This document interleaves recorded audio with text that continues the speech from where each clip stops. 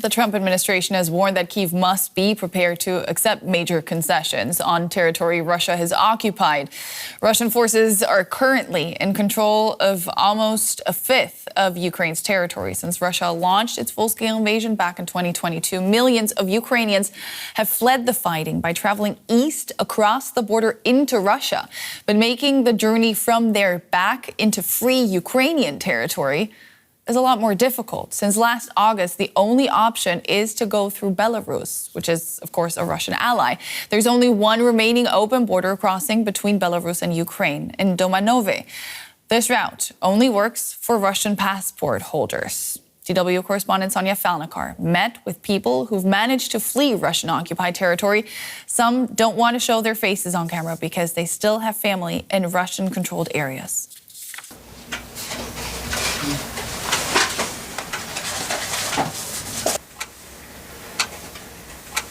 When I saw our Ukrainian border guards, I cried. Honestly, I cried.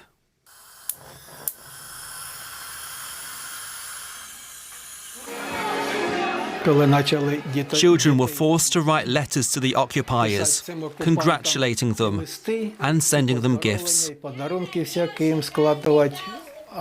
My grandson, who's very pro-Ukrainian, refused to do it. They started pressuring him at school. They immediately went after Ukrainian school books and books in the library. They also banned children from wearing Ukrainian traditional shirts to school and speaking Ukrainian. Only Russian was allowed.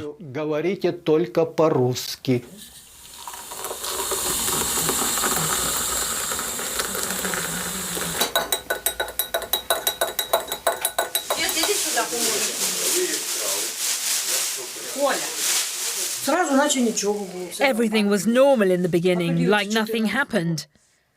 But on June the 14th, 2022, they came to us.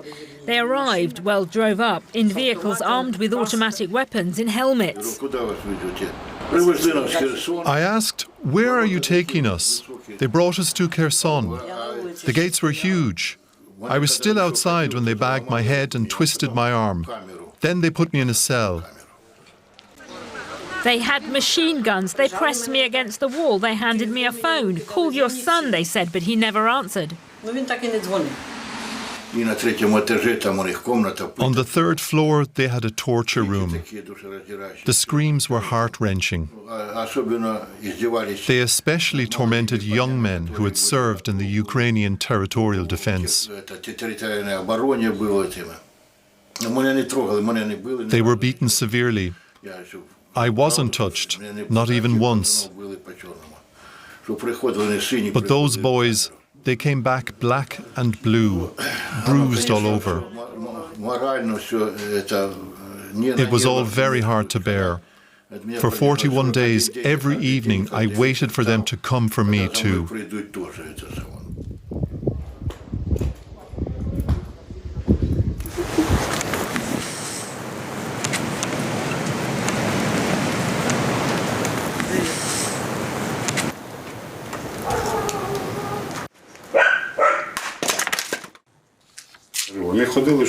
They would search for anything Ukrainian, a small flag, any kind of document, a badge.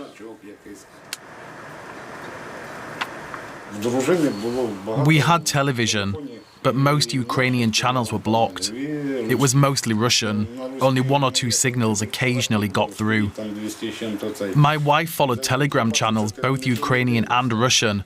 I told her, at least pretend to look at the Russian ones. They might check and see that you haven't opened them.